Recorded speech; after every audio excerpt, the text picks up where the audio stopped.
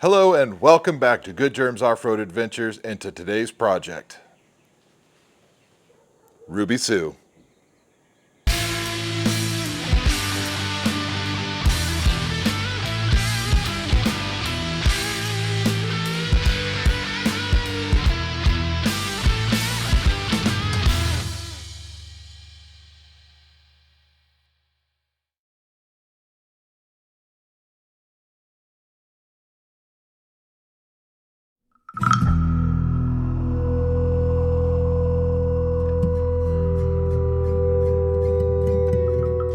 Today we're going to be getting into some maintenance items on the old girl here. We're going to change the oil and oil filter. Going to adjust the valves. As I mentioned back in Christmas time, it's going to be a hoot and we're going to do it. Ruby Sue, she's going to need a valve adjustment. That'll be a hoot and we're going to do it. And thirdly, there's some heat shielding under this rear fender that's directly behind me right there that is coming off, and we're going to see if we can address that. So I'm hoping that we don't have to take the front fender and rack and all of that off to get to the top of the engine. It's right back there.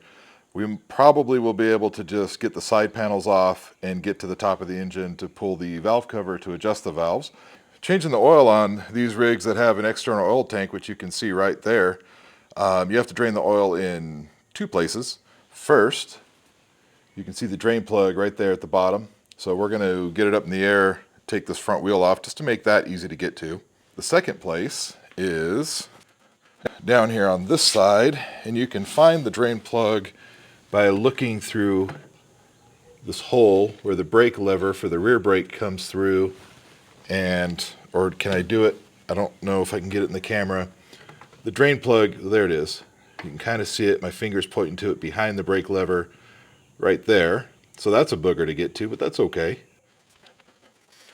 And then of course we have the oil filter, and you can see the last time I've changed it because I wrote it on the filter, February 25th of 2022.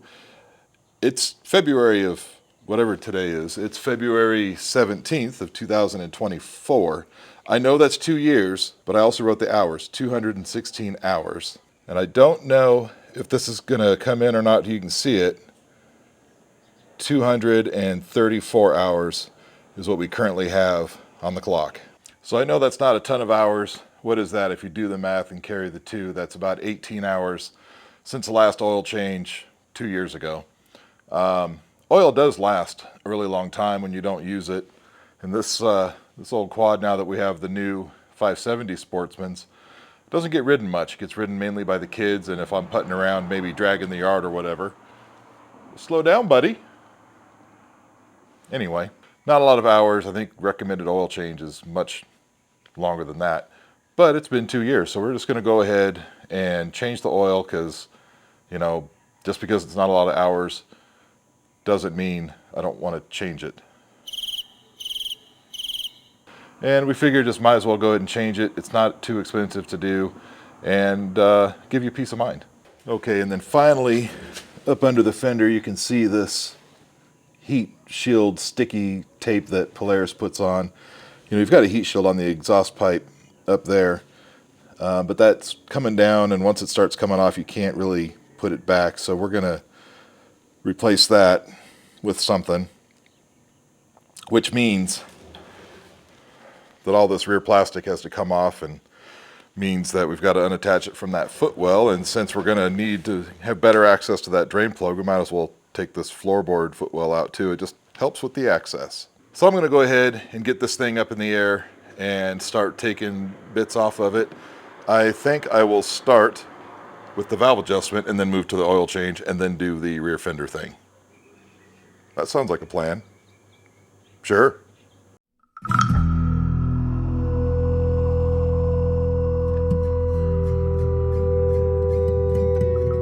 All right, so we've got, the quad or ATV or four-wheeler.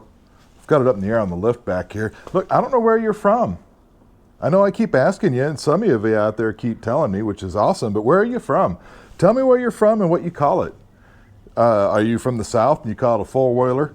Are you from some other places like California, Arizona, Nevada? Maybe you call it a quad, or maybe you call it an ATV. I'm curious. Let me know in the comments, and I'll read those comments, and I'll reply to those comments and say thank you, and I'll put it on my list. Okay. Anyway, with this particular quad, with the OEM stock lug nuts, takes a 9/16, because, you know, this is a 2002, so some of the fasteners on this unit, some are American sized, some are metric. You'll see what I mean later.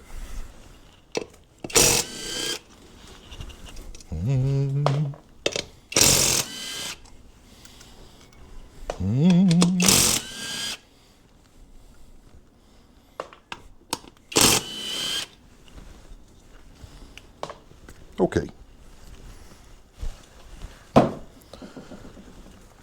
Now these wheels, I don't know if I covered this when we did the review on the old girl, but these wheels, these are not the Polaris factory wheels. These are ITP standard steel wheels, and they're black, which is why I bought them. Now you can probably see it all the way from up there. You have access to the oil tank and the oil tank drain plug right there. Now we're going to go take some more bits off. Let's take the seat. Hello there. Okay.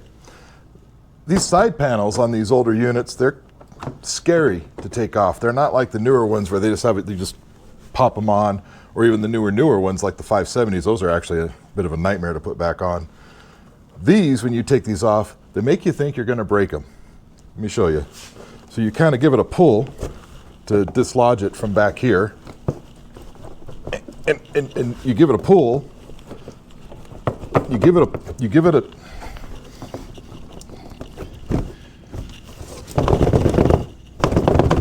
Come on, baby! Come on! Come on! So like I said, you just give it a pull, and then it just kind of wiggles out.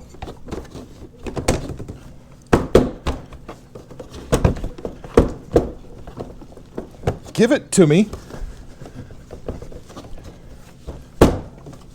There we go. And I know I was a bit rough with it. You do want to be a bit careful because you can't buy these anymore unless you go on the eBay website and find some used ones. So fortunately, I've been able to work on this many times and still not break this. But now you can see we have good access to the engine right there, which we will need. But we got to take the other side off so we can get the fender off. Footwell's got to come, all the things. So to get the footwell floorboard out, we need to disconnect it from this little mud flap flare here, and then also the same on the rear. And we only need to disconnect it up to here because the rest of this will come off with the rear fender, and when we take this piece out, it will leave this here and it won't be in the way. It'll be just fine right there. There's just a series of screws on the back side. It's kind of hard to, well, let's just get you in here. You can see we've got a series of screws in here. These are 3/8 head, and then down here you have a 3/8 with a 7/16 on the back side. We'll go ahead and take these 1, 2, 3 out, and then you can see back here, I don't know if you can see that right there, there's another 3/8 nut which goes to this little screw here. That's an easy one to forget because you don't necessarily see it. It blends in, and we also have the exact same thing here on the back, right there.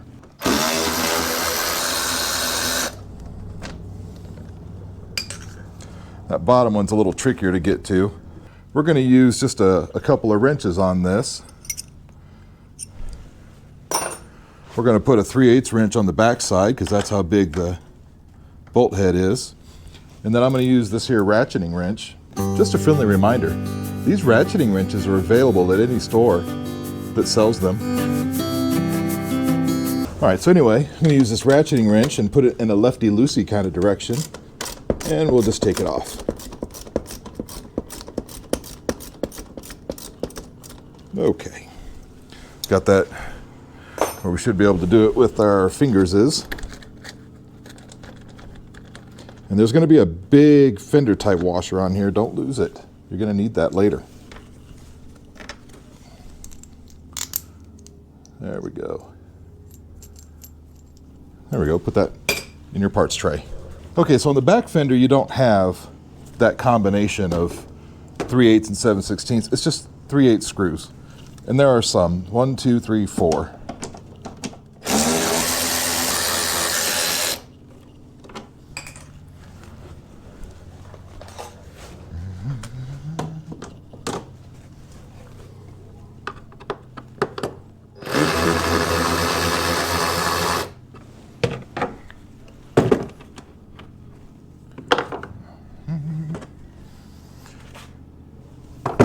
And these screws here, they do have a little washer on the back side.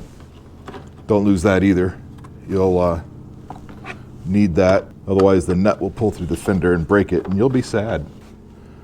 I like to just, anytime there's a nut and washer, I like to just put it back together.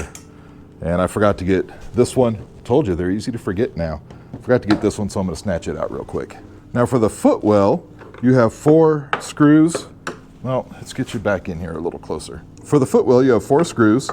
The top side is just your favorite number 2 screwdriver. Make sure it's one that's going to fit nicely in there, not have really any play. And then on the bottom side, you have a 7/16 inch nut. So deep socket recommended. Stick that on the nut back down there and just take it out.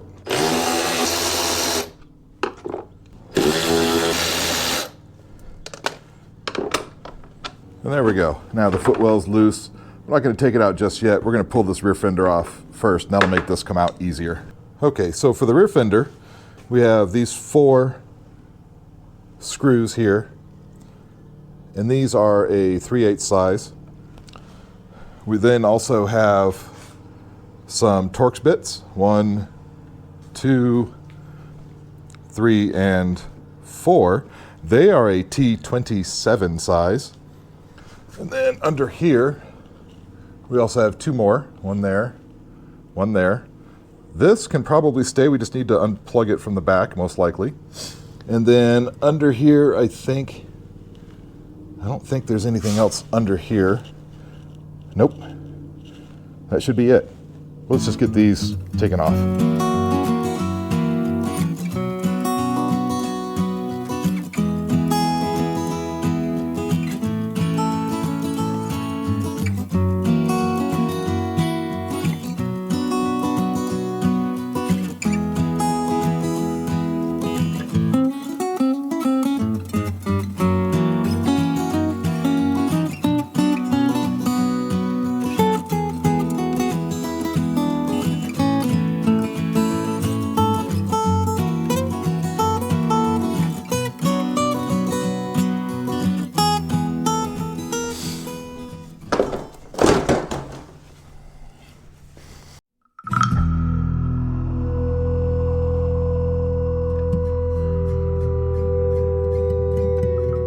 Okay, well now that we've got everything out of the way, let's get in here and have a look. So once again, I'm hoping to not have to take off the plastic, to take off the gas tank, to be able to adjust the valves in here. So we're gonna do our best to try to do that.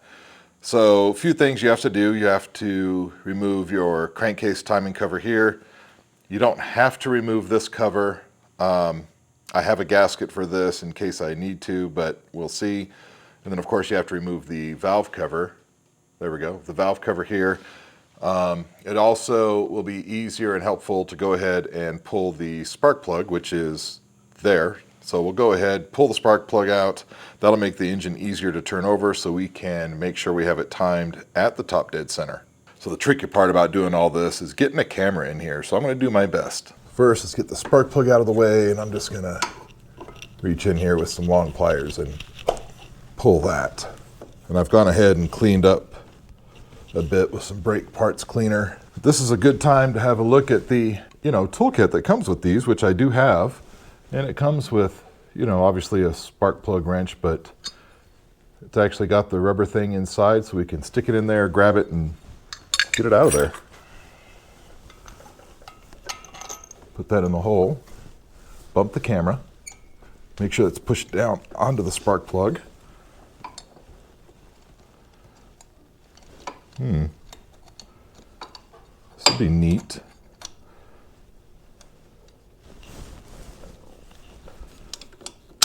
There we go.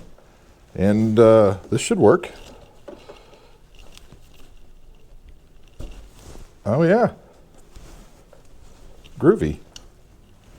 Perfect. And let's have a look at the spark plug. She's a little rich, but not too bad. I do have another one that's already pre-gapped and ready to go. I don't really know if I want to go ahead and put it in. Probably will. Okay. Well, let's hope I can do this. And find my words. No, let's hope I can do this, not bump the camera too much. It's going to be hard to see. I believe there are like 8 of these little 8mm head size bolts or screws, whatever term you like. And I'm using the smallest ratchet I have, hoping it will let me do this.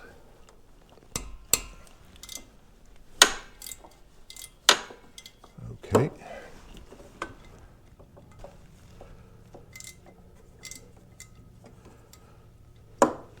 We're going to stop right here and go ahead and take off the front plastic and the gas tank so that we can get to the top of this engine a lot easier.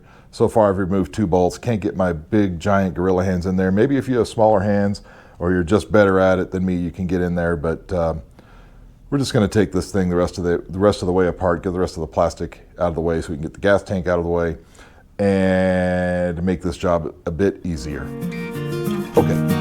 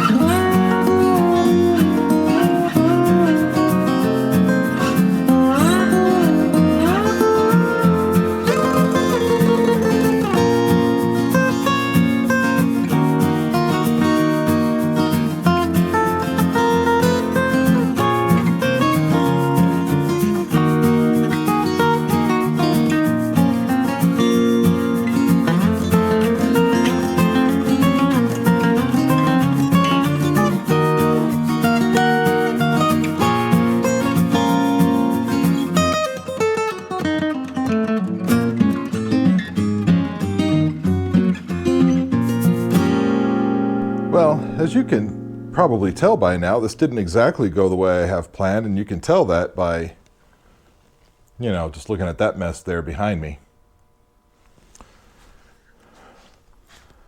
So as I was doing this, I was remembering that the last time I tried to do this, I had the same problem, and that was I couldn't really get the front fender off without fully probably taking the handlebars and everything completely off the rig.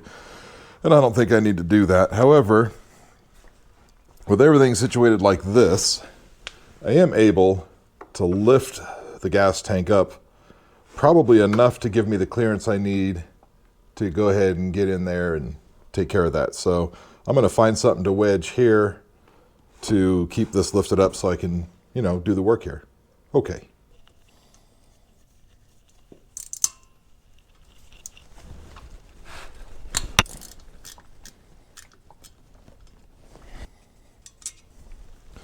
So far, all of these little bolts are the same length, so that'll make putting it back together a little easier, since I won't have to try to remember which ones went where. They're all the same.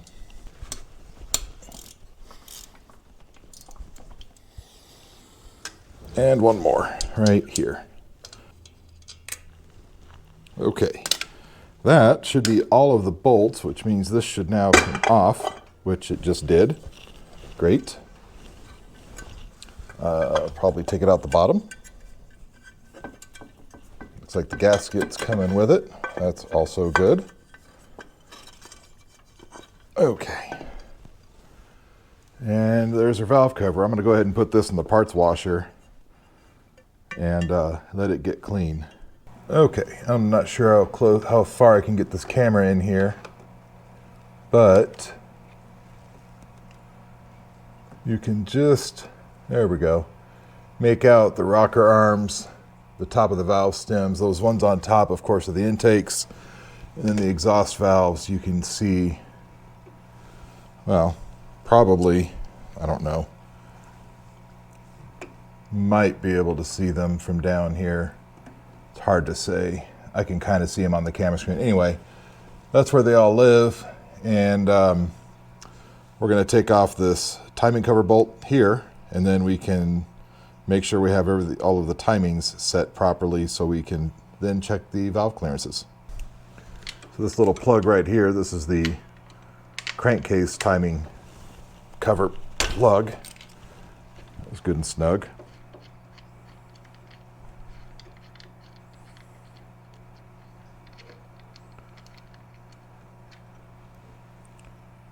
Okay.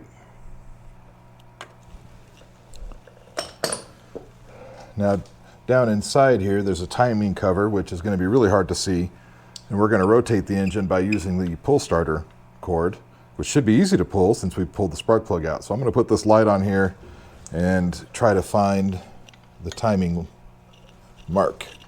Okay, there's the timing mark, and so I'm not sure if you're able to see those two dots. They're supposed to be parallel with this surface of the head that the valve cover goes on.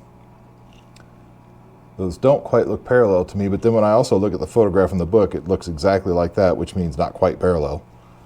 And then down in here, which this will be really hard for you to see, down in here you can kind of see just inside the hole to the top, there's a mark, and that mark lines up with the hole. So this to me means we're top dead center. Okay, so at top dead center, on all four valves, we should have 0.006 clearance between the rocker arm adjuster and the top of the valve. 0.006 is 0.006. And I happen to have a feeler gauge already set to that. And that is here. And you can make out 0.006. Okay, just love using some of these old feeler gauges. I've never bought feeler gauges in my life, but these are from Dad, and I always like it when I get to use Dad's old tools. Anyway. Okay, so I'm going to use this screwdriver to point at what I'm talking about. So this here, this is the adjuster for the valve clearance. Right here is the top of the valve spring. So what we're going to do is slide that feeler gauge right here between the top of the shaft and the bottom of the adjuster, and at 0.006 we should feel some resistance, but it should move. And the other, before we do that, I am going to grab the rocker arms, make sure that they have just a tiny bit of play. They are tight.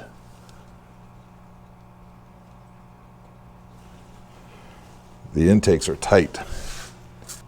Okay, the exhausts feel like they have play, just a hair, but these intakes, they feel really, really snug. Yep.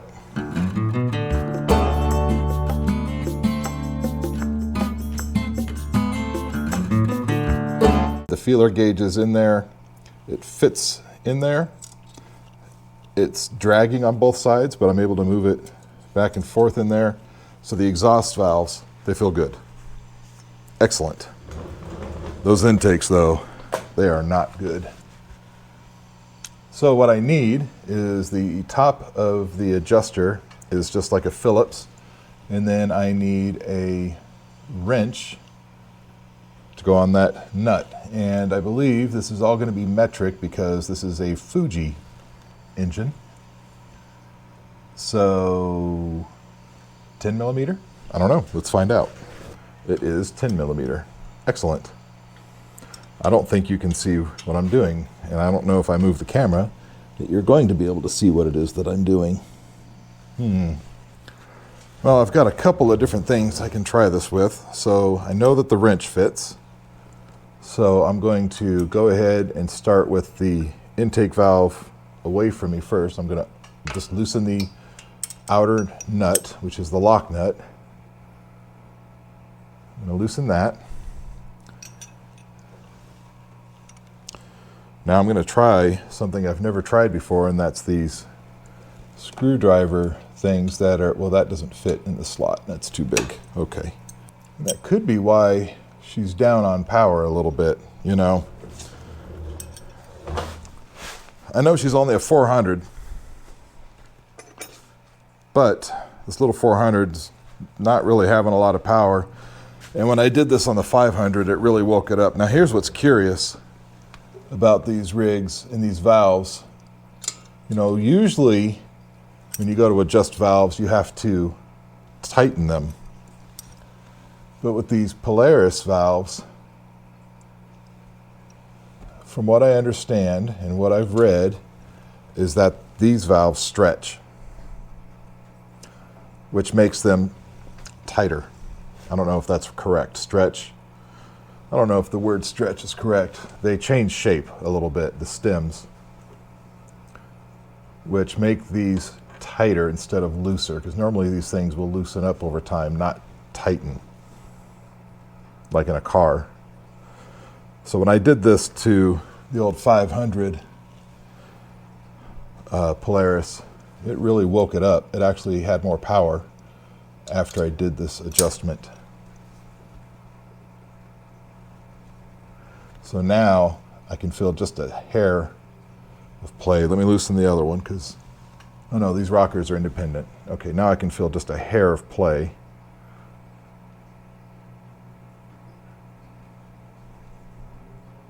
If I turn it back, no play. Turn it out a little bit. There's play, just a tickle. Now let's throw the, let's put the feeler gauge in there and see what it says. The feeler gauge feels pretty good. So what I'm going to do now is try to lock it down where it is. And after I do that, see, it turned. So after I lock this down where it is, then I will try it again. If I can hold that right there. Okay, so let's get the wrench back in here. Let's get my angled screwdriver back in here and try to tighten this down.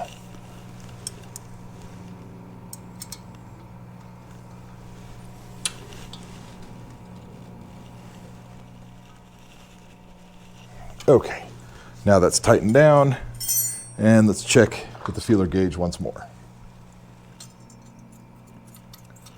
Perfect.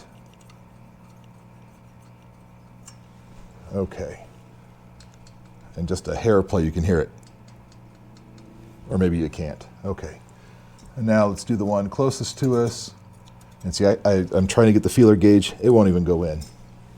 This is one of those things. If you feel comfortable, you have just some regular tools. You can do this at home. Save yourself a lot of money, because this kind of work, you can see it's time consuming.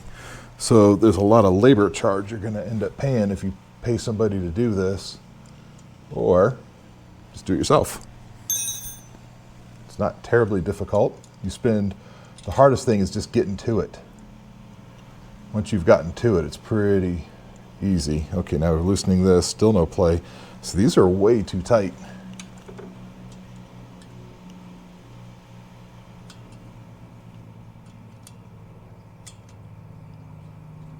The other thing we'll do is after we're done, before we put it back together, we'll cycle it over a couple of times and then check it again.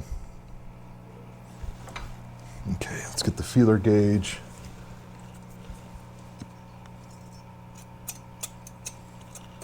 It's still a little snug.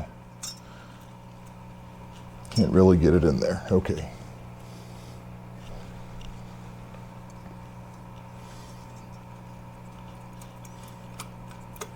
Still a little snug.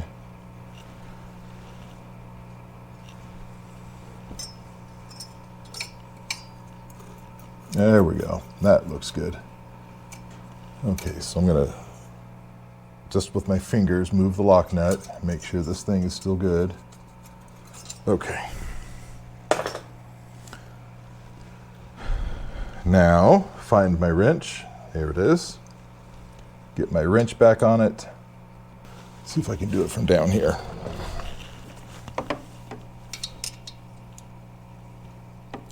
Needs to be held right there.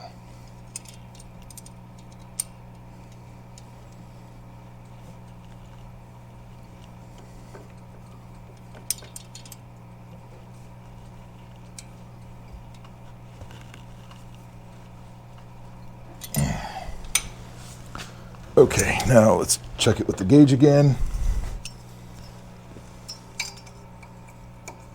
There we go. Now it's going through easily, but dragging, which is what you want. I'm going to rotate this engine all the way over and check them again. I didn't mean to rotate it that fast. That caused a little bit of poof to come out the spark plug hole. Okay. Let's check them again. Yep. Yep.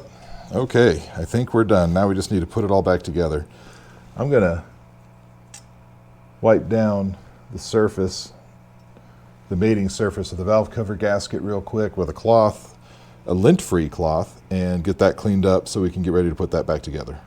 Something else I'm going to do, and I don't know if you can see it, but there's some material around the edge of this mating surface of the valve cover here, so I'm going to just get it with a little die grinder action with a pad on it and smooth this out.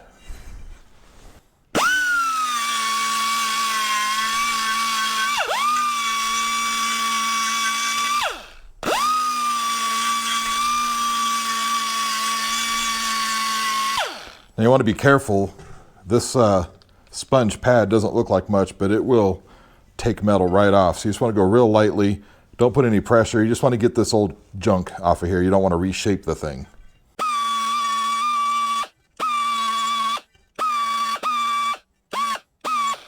There we go. And that looks way better. And then I'm going to go ahead and just hit this with the brake cleaner just to knock off any shavings or whatever might be in here. Whatever just went in there, we don't want it in our engine. There we go. Okay, so putting this back on, you know, it's just the same as taking it back off. It'll probably go a lot easier and quicker. I'm going to go ahead and do that, but before I do, the one thing I want to mention, when you're putting these little 8mm screws into this aluminum, you know, I like to use a quarter drive ratchet and I like to feel it by hand, because the worst thing you can really do is go at it, put your whole back into it, and just break the bolt off into the head or the block, depending on where you're working. Or you can strip the hole out because it is aluminum. So again, I like to put them all in and just really feel it by hand with the 1/4-inch drive ratchet. And then you can go back and torque it if you want. These don't take a lot of torque.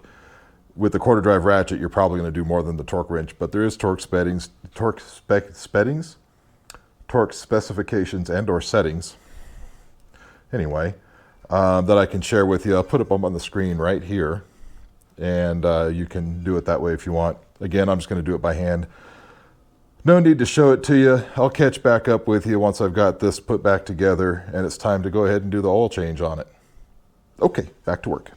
Okay, you can see, have the valve cover placed back on there and have the rest of the front of the rig all put back together. Didn't feel like I needed to show that to you. You've already seen it when, you know, when we took it apart. Just play it backwards if you want to see it go back together.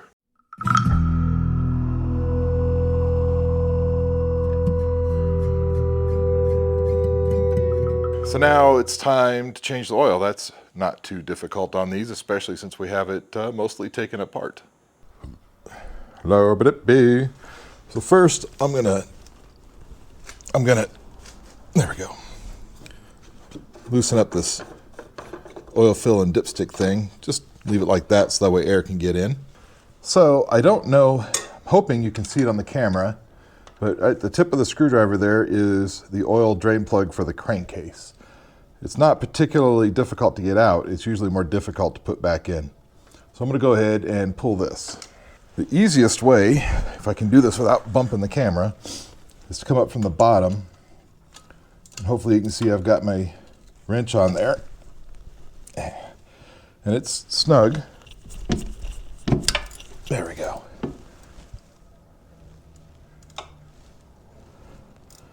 There we go. We've got it loose. And I have just a storage container underneath here for draining the oil because my giant oil drain pan doesn't really fit. And unfortunately, there's no good way to do this. And when it drains, it's going to get all over the frame because Polaris.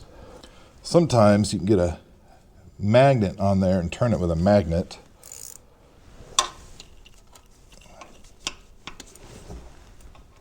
Other times what I've done is just put a little pressure on the head. That way I can turn it.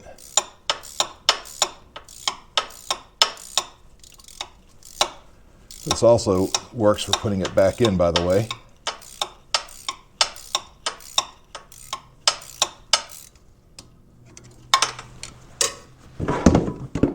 And it's starting to go. Do the drain thing. There we go.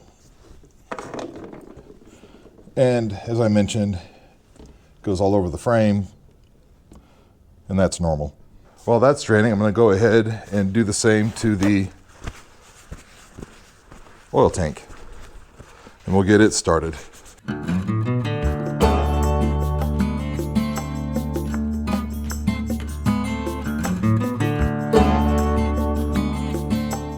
Okay, so with our new washer installed on the drain plug, now the fun part of trying to put it back in.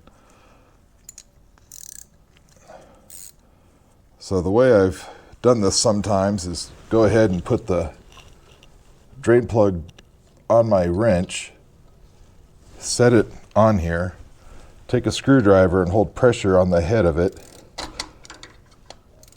and just very slowly and carefully try to start it.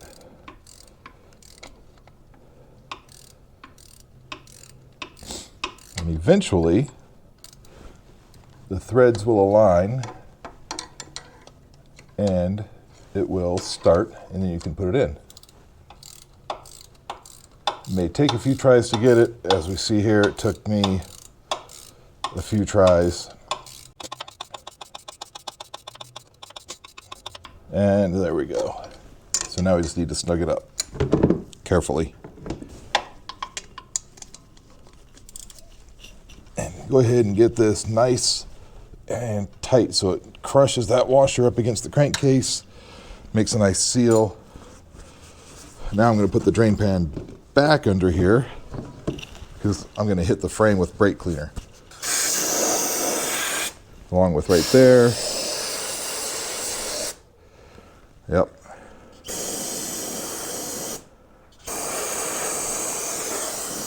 Unfortunately, there's no way to keep that oil that I'm aware of from getting all over that frame. Let's go ahead and get this filter out of here. And I picked up a new little filter wrench.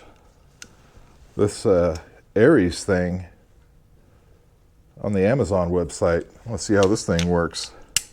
So supposedly, you just put that on there and well is how that works. Okay. I like to put a little Tupperware dish under here because this is going to leak. Let's go ahead and take this off. And there we go. So that oil looks pretty good under there. It's a good thing.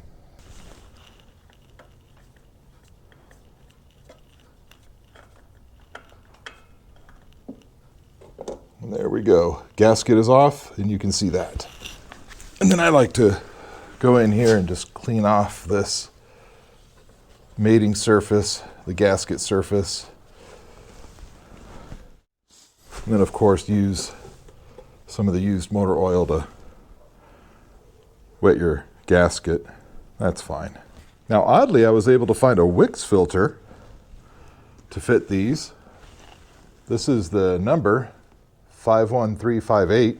Supposedly I've never put a Wix on a quad before, but we're going to do it. That seems like it threads on there just fine. Yeah, that's good. Perfect. And then I'm going to hit those places that, you know, made a mess real quick. There we go. Let's pull that out. There we go. I'm going to spray the frame over there. Okay. And let me go get a marker. You want to keep track of when you're servicing your vehicles, whether it's a car or whatever. So we're going to do the same here. Probably should have wrote this on here before, but it is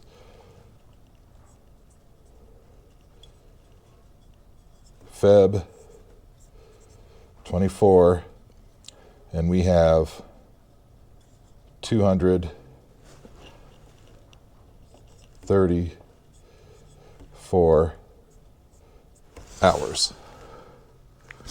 There, that way we know exactly when it was serviced and how many hours were on it when we serviced it.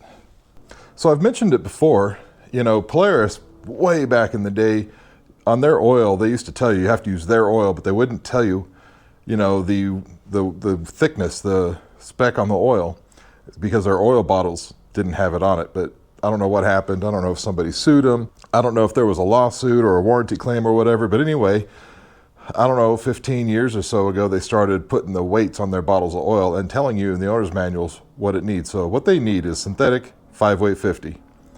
That's it. Polaris oil is like 20 bucks a quart. I'm going with Lucas oil. Got this over at the O'Reilly. It's 5-weight 50 synthetic 4-stroke oil, and it says side-by-side UTV. And to me, UTV means ATV, so this should be perfect. And these engines, just like the newer engines and all the older engines, take 2 quarts, just 2 quarts. And you do want to go in kind of slow, because the way this oil system here works with that oil tank, and it's got to filter its way into the engine from the oil tank.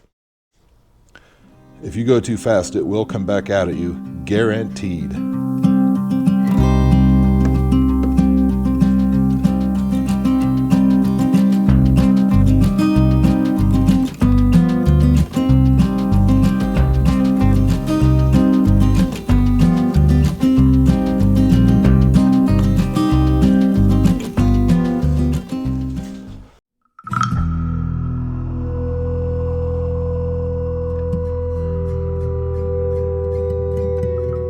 All right, so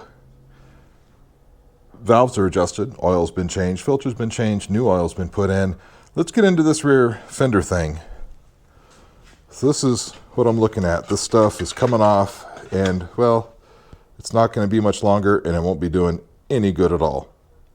Okay, I've got us a couple of rags. I'm going to get a marker, and I'm going to kind of mark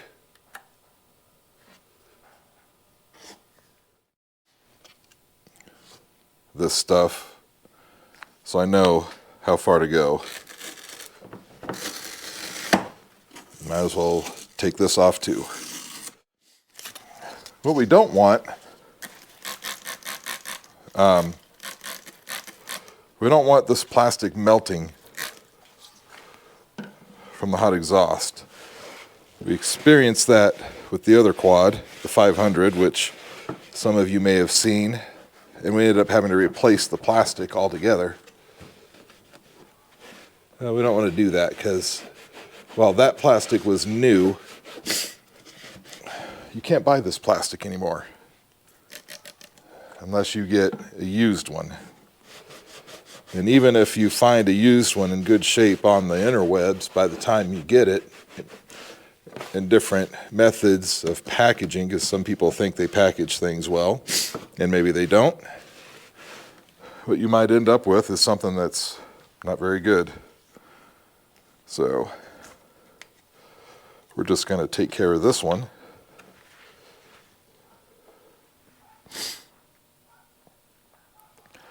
That other spray, by the way, is dollar store, totally awesome.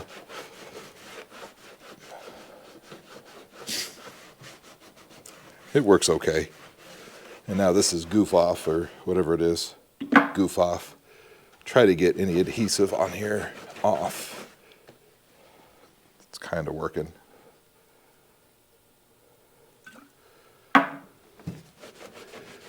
Oh, I must have a cut on my finger because that burns. You can use whatever cleaner you like. I just want to make sure that we put new stuff on here that it's going to stick.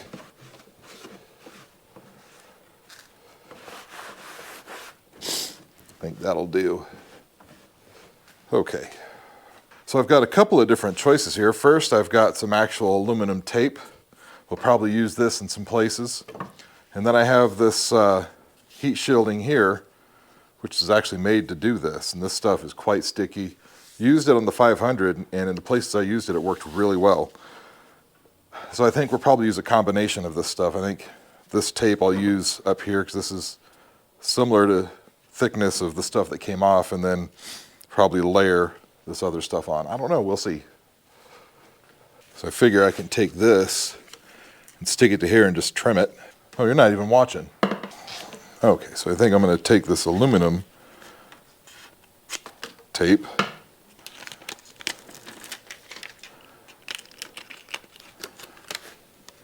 We're just going to put it right on here.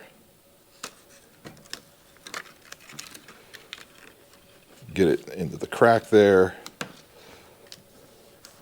And we can let that go over the top. That's okay. There we go. I think that looks pretty good.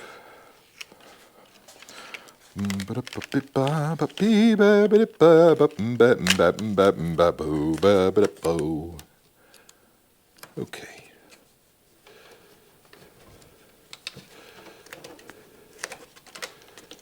It's going to kink a little bit right there.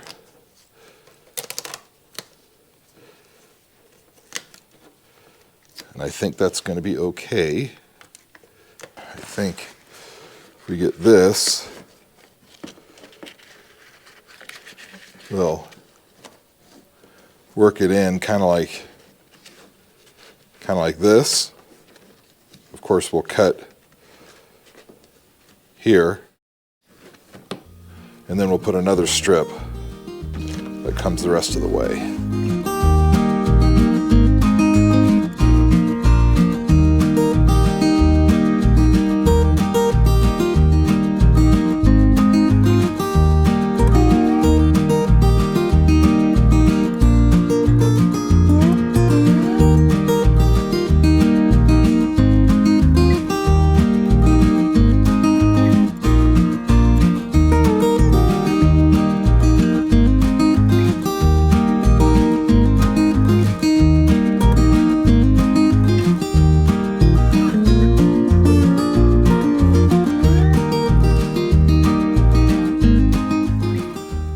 Well, that should be good enough. You know, we'll just put it back together and keep an eye on it. I'm going to put y'all in fast forward motion again as we put this here quad ATV four-wheeler. Anyway, as we put Ruby back together.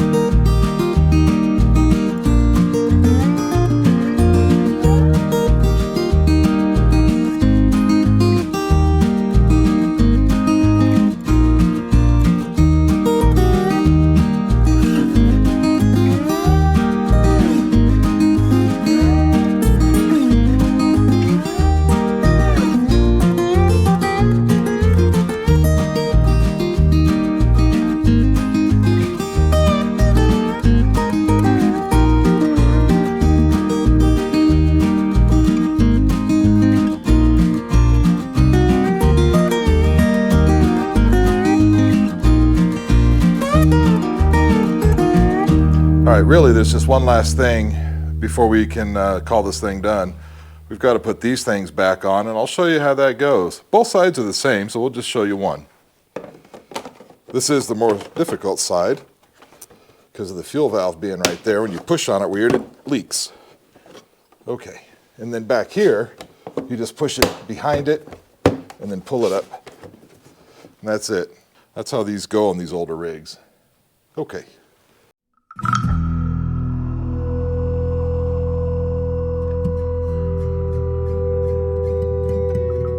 Well, let's see how we did, shall we? Okay. Turn that on. Neutral. Turn the gas on. Pull the choke. As you know, she's a little cold-blooded.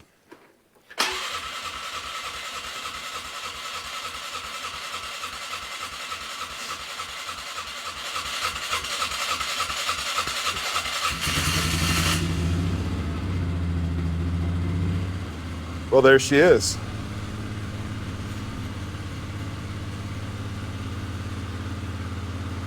You know, when she's been sitting like that, the carburetor's dry, it takes a little bit for that gas to get up to the carburetor, but I'm also a little astounded. She never idles cold. Huh.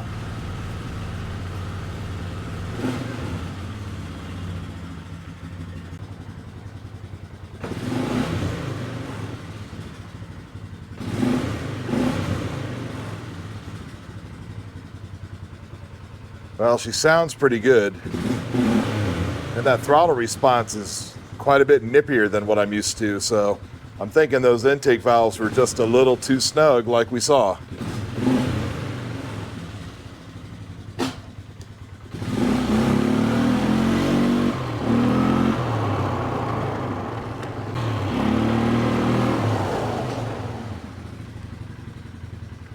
Yeah, man.